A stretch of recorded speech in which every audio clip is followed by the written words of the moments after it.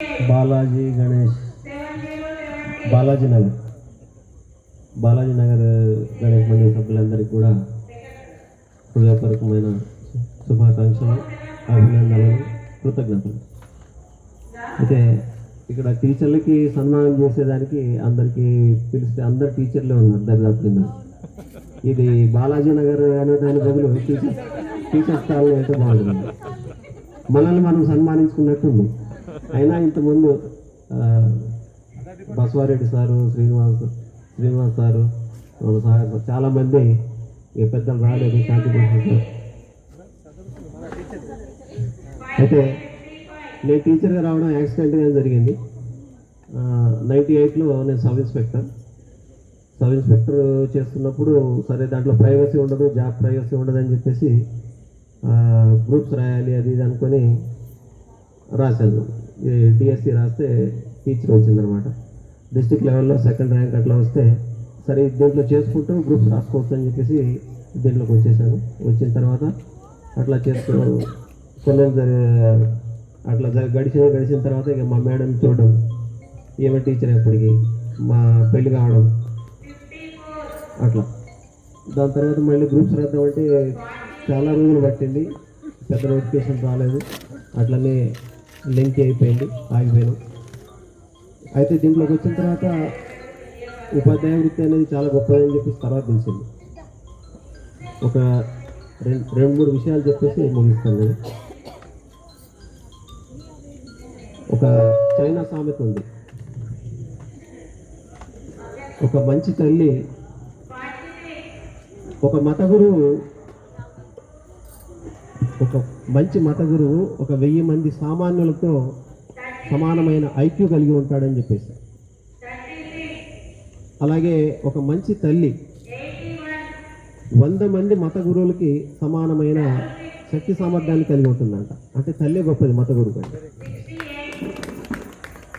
అట్లాంటి మత గురువులు ఒక 10,000 మంది మత గురువులకు సమానమైన శక్తి సామర్థ్యాలు ఒక మంచి ఉపాధ్యాయుడు కలిగి ఉంటాడని చెప్పేసి చైనా సామెత.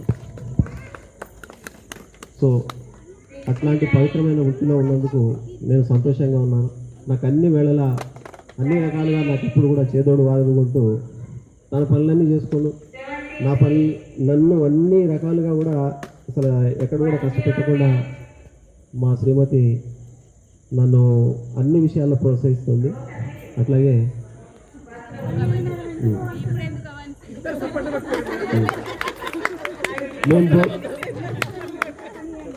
మేము బోధించే పిల్లలు చాలామంది ట్రిపులైటిస్లో రకరకాల రంగాల్లో రాణించి ముందున్నారు.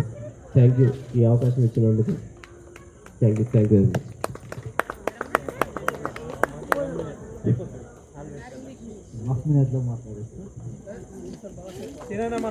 అందరికీ మన కాలం తరపున యాక్చువల్గా పెద్ద స్థానం ఉంది, మనం అసలు సన్మానించాలి. అసలు యాక్చువల్ సెలవుతో పిఆర్టీ జిల్లా ఉపాధ్యక్షులం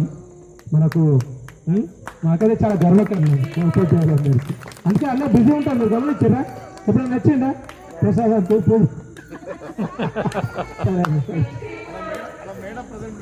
థ్యాంక్ యూ. నా తరఫున మా పిల్లలు, అమ్మ, నాన్న, భార్య అందరు ఇక్కడే ఉంటుంది కాబట్టి నేను బయట ఉండగలుగుతున్నాను. అందరికీ గుడ్ ఈవినింగ్. బాలాజీ గణేష్ మండలి సభ్యులందరికీ, ఇక్కడ ఉన్నటువంటి కాలనీలో ఉన్నటువంటి ఉపాధ్యాయులందరికీ సన్మానిస్తున్నందుకు నా తరఫున ధన్యవాదాలు తెలియజేస్తున్నా. ఇది ఇక్కడ నిజంగా మేడం సార్ వారు అన్నట్టు ఇంతమంది టీచర్లు ఉన్నారనేది ఇప్పుడే తెలుస్తుంది నాకు. ఇక్కడ ఇంతమంది టీచర్లు ఉన్నారా అని. వాస్తవంగా ఉపాధ్యాయ వృత్తి గురించి చాలా గొప్ప వృత్తి అనేది ఇక్కడ అందరు చెప్పారు. మానస మేడం అయితే ఒక 1/2 అవర్ చెప్పింది కాబట్టి ఇంకా వృత్తి గురించి చెప్పదలుచుకోలే. కానీ అయితే నేను కూడా ఈ వృత్తిలో అసలు అనుకోకుండానే వచ్చినట్టు, నాకు తెలియదు విషయం. నేను టీటీసీలో జాయిన్ అయ్యే వరకు కూడా నేను టీటీసీ చేస్తే టీచర్ అయితే అనేది తెలియదు నాకు.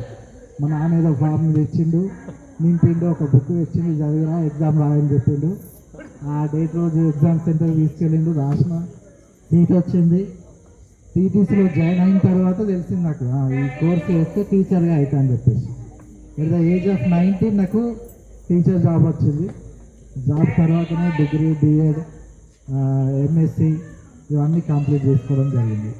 అయితే ముఖ్యంగా నేను టీచింగ్ సైడ్ కంటే ఎక్కువ అదర్ యాక్టివిటీస్లోనే ఎక్కువ ఉన్నా. నాకు ఇప్పుడు 22 ఇయర్స్ సర్వీస్లో హార్డ్లీ టీచర్గా ఒక 5 ఇయర్స్ 6 ఇయర్స్ పనిచేసి ఉంటాను స్కూల్లో. ఫస్ట్ అపాయింట్మెంట్లో ఒక 4 ఇయర్స్, తర్వాత ఒక 10 ఇయర్స్ అంతా కూడా ఎంఆర్సీలో ఎంఆర్పిగా అంటే స్కూల్ మానిటరింగ్, అంటే పాఠశాలలు ఎట్లా నడుస్తున్నాయి, ఉపాధ్యాయుల టీచింగ్ ఎట్లా ఉంది అనేది పర్యవేక్షించడం అనే వృత్తిలోనే ఎక్కువ ఒక 10 ఇయర్స్ కొనసాగిన. అందులో స్కూల్ అబ్జర్వేషను, టీచర్ ట్రైనింగ్స్, అంటే టీచర్లకు ట్రైనింగ్ ఇవ్వడం, ఇట్లాంటి యాక్టివిటీస్లోనే ఎక్కువ ఉన్నా. గత 10 ఇయర్స్ నుంచి ఈ మన అత్యధిక పెద్ద సంఘం టీచర్ పిఆర్టీ అనేది ఉపాధ్యాయులకు సేవలు అందిస్తున్నటువంటి పెద్ద సంఘంలో జిల్లా కార్యదర్శిగా, జిల్లా ఉపాధ్యక్షుడిగా, మండల్ జనరల్ సెక్రటరీగా, ఇప్పుడు మళ్ళీ జిల్లా ఉపాధ్యక్షుడిగా, ఇట్లా వివిధ రకాల పదవుల్లో నాకు ఉపాధ్యాయులకు సేవ చేసే అవకాశం వచ్చింది. అంటే నేను దానికి కూడా హ్యాపీగా ఫీల్ అవుతాను. ఎందుకంటే టీచర్లు పిల్లలకి సర్వీస్ ఇస్తున్నారు, వాళ్ళకి నేను సర్వీస్ ఇస్తున్నాను. కాబట్టి వాళ్ళు స్కూళ్ళలో చక్కగా వాళ్ళ ఆఫీస్లో చుట్టూ తిరగకుండా పనిచేయాలంటే మాలాంటి వాళ్ళు వాళ్ళకి సర్వీస్ ఇస్తేనే వాళ్ళు స్కూల్ నుంచి బయటకు రాకుండా పిల్లలకి సర్వీస్ ఇస్తారు. కాబట్టి టీచర్లకు సర్వీస్ ఇస్తున్నందుకు చాలా హ్యాపీగా ఫీల్ అవుతాం. అట్లాగే దాని తర్వాత ఇప్పుడు మొన్ననే రీసెంట్గా ఇక్కడ కాలనీకి వచ్చిన తర్వాత పిఎస్హెచ్ఎంగా ప్రమోషన్ ఉంది, గడుకొలు వేయడం జరిగింది. వాస్తవంగా ఇక్కడ మాట్లూరులో ఒక 10 కిలోమీటర్స్ ఉండే, ఇక్కడ ఉంటే నేను రోజు ఇక్కడే ప్రజెంట్ ఉంటుంది. కొంచెం దూరం కావడం వల్ల అటు వెళ్ళి రావడం జర్నీ, ఇటు కొన్ని కార్యక్రమాలు అదర్ యాక్టివిటీస్ వల్ల ఇక్కడ టైం ఇవ్వలేకపోతున్నా. అందుకు క్షమించాలి అందరూ. నా తరఫున మా 2 పిల్లలు, పేరెంట్స్ అందరు కూడా ఇక్కడ అటెండ్ అవుతారు. కాబట్టి అన్నిదా భావించద్దు. నాకు పిలిచి సన్మానిస్తున్నందుకు కమిటీ సభ్యులందరికీ మరొకసారి ధన్యవాదాలు. Thank you.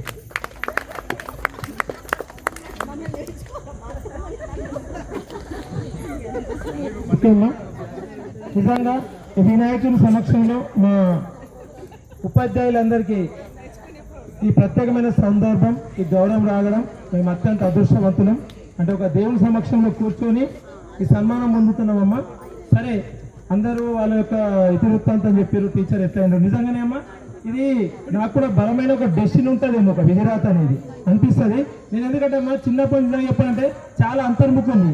ఈవెన్ పక్క వాళ్ళతో కూడా మాట్లాడిపోతుంది, చాలా సిగ్గర్ని. ఈవెన్ డిగ్రీ దాకా కూడా అసలు నేను టీచర్ కాదని 1,00,000 కూడా అనుకోలేదు. డిగ్రీ తర్వాత కూడా నేను కరీంనగర్లో ఎంసీఏ చేస్తున్నప్పుడు ఎంసీఏలో కూడా చేయలేను నేను. విచిత్రం ఏంటంటే కానీ విధి బలమైందేమో అనిపిస్తుంది నాకు. ఆ సెకండ్ సెమిస్టర్ అయిన తర్వాత అప్పుడు బీఎడ్కి ట్రైన్ ఉంటుండే బాగా, పోతే గవర్నమెంట్ జాబ్ వస్తుందట. ఇక నేను మా నిజంగా అప్పుడు బీఎడ్ అప్లికేషన్ 100 రూపాయలు ఉంటే అది కూడా చేయలేదు. మా ఫ్రెండ్ అరవింద్ అని, నీకు ఇంట్రెస్ట్ ఉంది కదా అప్లై చేసుకోవడానికి 100 రూపాయలు ఇచ్చాడు. కరీంనగర్లో అప్లై ఇచ్చామా, కరీంనగర్లో చేస్తే అప్పుడు ఎంసీ ఎగ్జామ్ రాస్తే డైరెక్ట్ మ్యాథ్స్ కొంచెం చదివి ఇక గౌతమ్ గారిలో రాసిన ఎంట్రన్స్, తిరుపతిలో కౌన్సిలింగ్, లాస్ట్ కట్టే ఈ యాక్సిడెంటల్గా టీచర్ని అయిపోయాను. యాక్చువల్గా నా స్వభావానికి విరుద్ధం టీచర్ కావడం.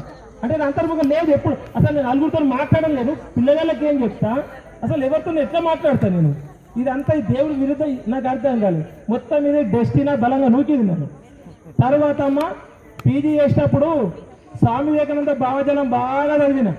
వివేకానందుడు ఒకటి అంటాడు, మన భారతదేశంలో ఆధ్యాత్మికత కానీ చదువు కానీ అందరికీ చేరలేదు, దయచేసి ఇప్పటికన్నా గడప గడప చేర్చండి కొంచెం. నేను విపరీతంగా చదివిన ఒక 2 ఇయర్స్. ఆ భావజనం బాగా ఎక్కింది. అప్పుడు నాకు కాన్ఫిడెన్స్ వచ్చింది, ధైర్యం వచ్చింది. మెల్లమెల్లగా అలవాటు చేసుకున్న జనాలతో మాట్లాడడం, కమ్యూనికేషన్ చేయడం, కొంచెం కొంచెం సిగ్గు పోవడం స్టార్ట్ అయింది. అంతర్ముఖత్వం కొంచెం బాహ్యముఖంగా తయారైంది. సో స్కూల్లో నేను బయట కొంచెం ఇంకా యాక్చువల్ బాగా పరిచయం అయితేనే ఫ్రెండ్లీగా ఉంటా, ముభావంగానే ఉంటా. స్కూల్లో మాత్రం ప్రొఫెషనల్గా మాత్రం ఇక ఒక యాక్టర్ కదా, ఒక పాత్ర చేయమంటే ఇక డైలాగులు కొడతారు చూడు, అట్లుంటుంది. ఇక పిల్లలు అంటారు నాకు, సార్ మీకు ఏమైనా కాళ్ళకి ఏమైనా చక్రాలు ఉన్నాయా, ఒకసారి చెక్ చేయాలి అంటారు. నేను ఇప్పటిదాకా చేసిన స్కూల్లో అమ్మ, సరే ఇవన్నీ చెప్పుకోవద్దు, అద్భుతమైన కార్యక్రమాలు చేసినా నిలబెట్టినా. ఇంకోటి అమ్మ, నేను ఒక మంచి రచయితను కూడా. నేను వివిధ సందర్భాలు పురస్కరించుకొని సాంగ్స్ కూడా రాస్తూ ఉంటాను. ముఖ్యంగా పేరెంట్ సాంగ్స్ రాస్తుంటా, పిల్లలకు బాగా ఇష్టమని. పిల్లలు కూడా నాతో బాగా ఇష్టంగా రాపించుకొని పాడమంటారు. అందులో ఒక లైన్ వాడతామ్మా, ఉపాధ్యాయ సందర్భకు సంబంధించింది. నేను రాసిన పాటలు చాలా రాసిన, ఇప్పటికీ ఒక 30-40 పాటలు రాసిన. అందులో ఒక పాట టీచర్ డే సందర్భంగా, అది ఎక్కడో పుట్టి ఎక్కడో పెరిగిన ఒక పాట ఉంది. దానికి పేరేడుగా మాకు అనుకూలంగా రాసుకున్నా. వందనం మధ్య హారతి ఇస్తూ స్వాగతం పలికాము గౌరవంగా గురువు గారికి.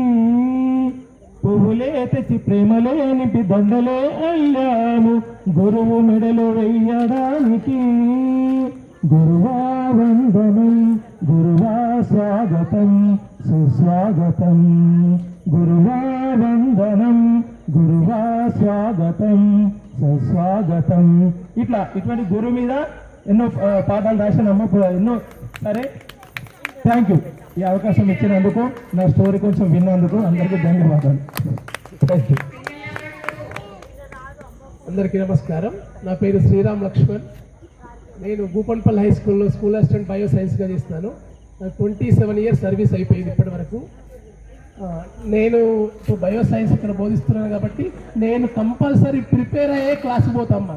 ఎందుకంటే నేను చెప్పిన సబ్జెక్ట్ కొంచెమైనా పిల్లల్లో సంతోషంగా అనిపిస్తేనే బయటకు వస్తా, లేకుంటే మళ్ళీ రిపీట్ చేస్తా. ఎందుకంటే నాకు అసలు వాళ్ళ ముఖంలో తెలిసిపోతుంది సబ్జెక్ట్ నా చెప్పింది క్యాచ్ అయిందా లేదా, లేకపోతే మళ్ళీ తెల్లారి చెప్తా.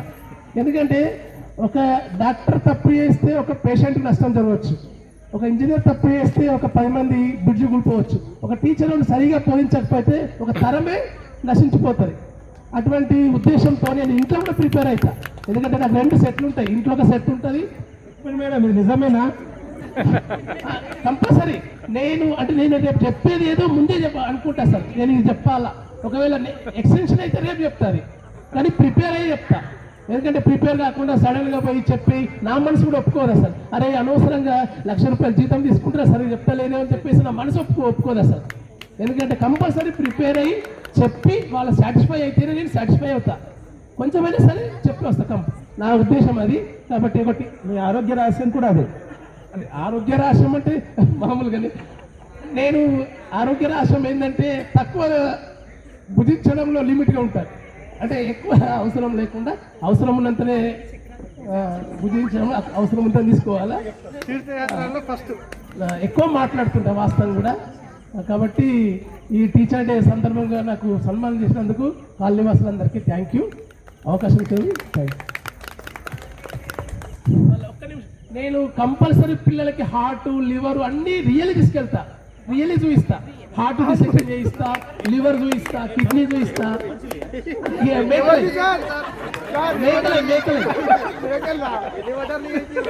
కంపల్సరీ చూపిస్తా వాళ్ళకి, కంపల్సరీ చూపిస్తే వాళ్ళకి.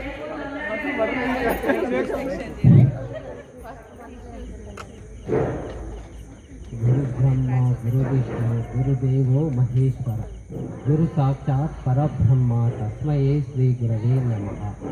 బలో శ్రీ గణేష్ మహారాజ్కి జై. ఈ వినాయకుని అనుగ్రహంతో ఈరోజు ఈ ఉపాధ్యాయ దినోత్సవం రావడం గర్వకారణం. కాలనీవాసులందరికీ కూడా శుభాకాంక్షలు తెలియజేస్తూ, చాలామంది ఉపాధ్యాయులు ఉండడం వల్ల ఎక్కువ టైం తీసుకున్నారు, వారి వారి అభిప్రాయాలను చెప్పడం జరిగింది. నేను కూడా చాలా చిన్న వయసులోనే 19 సంవత్సరాల వయసులోనే టీటీసీ నాకు రావడం జరిగింది. ఇప్పుడు నా సర్వీస్ 30 ఏళ్ళు దాటిపోయింది, 31 ఇయర్స్. ఇప్పుడు సాంఘిక శాస్త్ర ఉపాధ్యాయునిగా ఇక్కడ మోపాల్ మండలం కులాస్పూర్లో చేస్తున్నాను. ముఖ్యంగా సమాజాన్ని నిర్మించడంలో సాంఘిక శాస్త్ర ఉపాధ్యాయుని బాధ్యత ఉంటుంది. కాబట్టి ఒక ఎగ్జాంపుల్, నేను కూడా పిల్లలకు మా దగ్గరకు వచ్చే వాళ్ళంతా చాలా పేదవాళ్ళు. ఎందుకంటే ప్రభుత్వ పాఠశాల అంటే ఒక గవర్నమెంట్ హాస్పిటల్ లాగా మారిపోయింది. పేదవాళ్ళే వస్తారు కాబట్టి వాళ్ళకు ఒక ఇన్స్పిరేషన్ ఎలా ఇవ్వాలా. ఇప్పుడు మా నాన్న ఇల్లిటరేట్, చదువు రాదు, అక్షరాలు కూడా రావు తనకు. కానీ మేము మా ఇంట్లో అరే ముగ్గురం ఉపాధ్యాయులు, అంటే 2 అన్న టీచర్, నేను టీచర్, తమ్ముడు బ్యాంకు మేనేజర్, చీఫ్ మేనేజర్గా హైదరాబాద్లో చేస్తుండ్రు. ఈ విధంగా చదువుకుంటే ఒక తరం డెవలప్ అయితే, ఇప్పుడు నేనున్నాను, నా పిల్లని ఇంజనీర్లు చేసిన, ఒక తరం డెవలప్ అయితే మళ్ళీ సమాజంలో డెవలప్మెంట్ అనేది సాధించగలుగుతాం. ఇక వాళ్ళ తరం వెనక్కి చూడదు, వాళ్ళ పిల్లలు ఇంకా కొంచెం ఉన్నత స్థానంలో, వాళ్ళ పిల్లలు ఇంకా ఉన్నత స్థానంలో. కాబట్టి ఈ విధంగా డెవలప్ కావాలని విద్యార్థులకు నేను పదే మాకు ఆర్థిక రంగాలు అనే లెసన్ వస్తుంది ఎకనామిక్స్లో, how to develop in the society. ఆర్థికంగా మనం ఎలా డెవలప్ కావాలా. చాలామంది గొప్ప వాళ్ళందరూ కూడా ఒకప్పుడు లేని వాళ్ళే. ముఖేష్ అంబానీ వాళ్ళ నాన్న నీదుబాయ్ అంబానీ 1 లక్ష సంపాదించడానికి వీధి వీధిలా తిరిగి, రామోజీరావు కూడా వీధి వీధిలా తిరిగి వాళ్ళు సంపాదించి ఇవాళ సమాజంలో ఒక ప్రపంచంలోనే 10 మంది ధనవంతులల్లా ఈ విధంగా మారిండు. అంటే పేదతరం నుంచే మనం రావచ్చు. నాకు అవకాశాలు ప్రభుత్వం కల్పిస్తుంది, ఉపయోగించుకోవాలి. ఎక్కడ కూడా మనకు తనంత తానే రాదు. శోధించి సాధించాలి. అయితేనే మనం డెవలప్ కాగలుగుతాం. ఇలాంటి సాంఘికపరమైన అంశాలను బోధిస్తూ సాధ్యమైనంత మట్టుకు ఈ విద్యార్థులకు న్యాయం చేస్తూ బోధిస్తున్నాము. మరొకసారి కాలనీ వాసులందరికీ ఈ సన్మానం చేసినందుకు ధన్యవాదాలు తెలియజేస్తూ ముగిస్తున్నాము.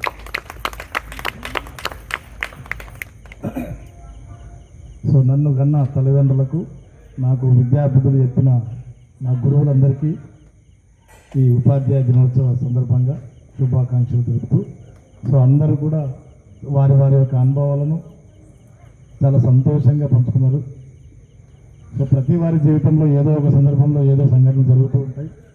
అవన్నీ మనం దాటుకుంటూ ఈ వృత్తిలోకి వచ్చి ఎందరో విద్యార్థుల యొక్క భవిష్యత్తును మనం నిర్మిస్తున్నాం. సో కాబట్టి ఉపాధ్యాయుడు ఎప్పుడు కూడా మనం క్రమశిక్షణగా ఉంటేనే విద్యార్థులు కూడా క్రమశిక్షణగా మారుతారు. కాబట్టి ఇదే విధంగా ఎప్పుడు కూడా మనం క్రమశిక్షణతో ఉంటూ ఈ నవ సమాజ నిర్మాణంలో మన పాత్ర ఎప్పుడు ఎల్లప్పుడూ ఉండాలని భగవంతుడి సాక్షిగా కోరుకుంటున్నాను. Thank you.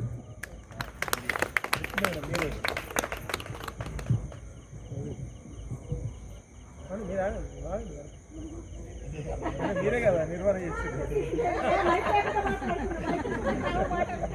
ఈ కార్యక్రమం స్వీకరించడం ధన్యవాదాలు చెప్పేసి మేడం, ఈ కార్యక్రమం స్వీకరించినందుకు ధన్యవాదాలు ముగిస్తున్నామని అమ్మ మాట్లాడలేదు మీరు. అమ్మకి ఏం కదమ్మా మాట్లాడు, అంటే మీరు సంపూర్ణమవుతుంది. అమ్మ కూడా మాట్లాడచ్చు. మా సార్ పేరు సంజీవరావు. నవపేట్ మండల్ నాగేశ్వర గ్రామంలో స్కూల్ అసిస్టెంట్, బయోసైన్స్ సబ్జెక్టు సార్ది. టీచర్ అనేది ఎప్పుడూ స్టూడెంట్, నా దృష్టిలో మాత్రం టీచర్ లైఫ్ స్టూడెంట్ లైఫ్. ఎప్పుడు రిటైర్మెంట్ వరకు కూడా వాళ్ళు ఏదో ఒకటి స్టూడెంట్ లాగానే చదువుకోవడం, నేర్చుకోవడం, ఇంకా ఇంప్రూవ్మెంట్ ఎన్నో ఉంటాయి వాళ్ళ దాంట్లో.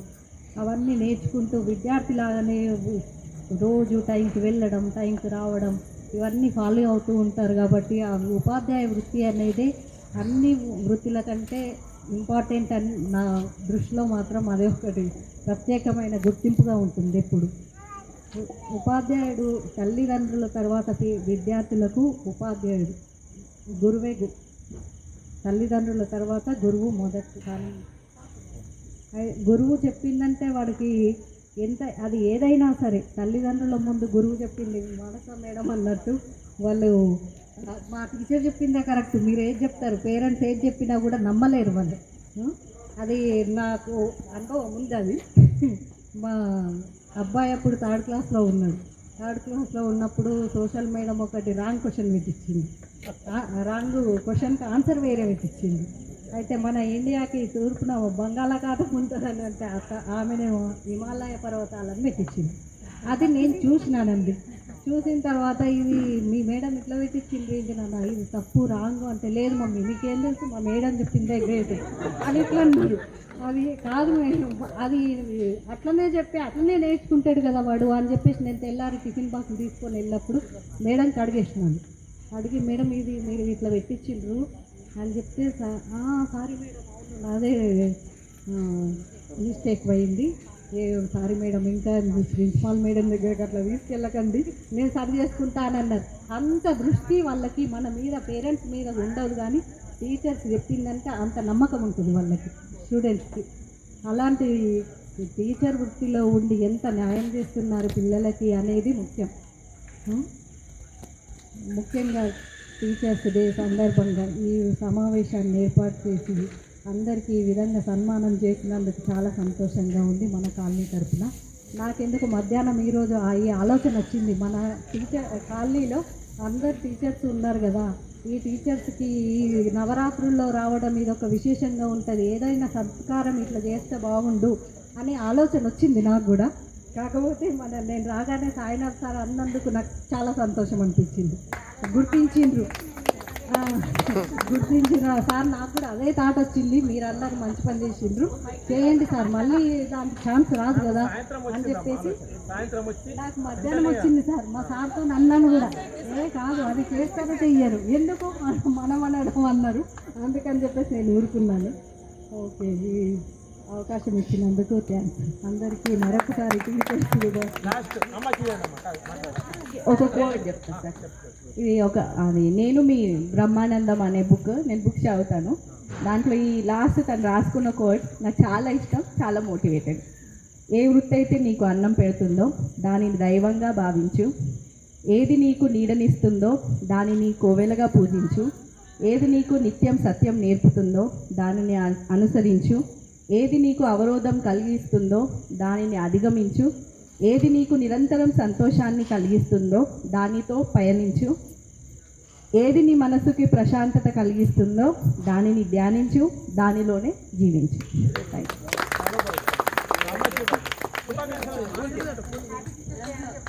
ఉపాధ్యాయులందరికీ శుభాకాంక్షలు.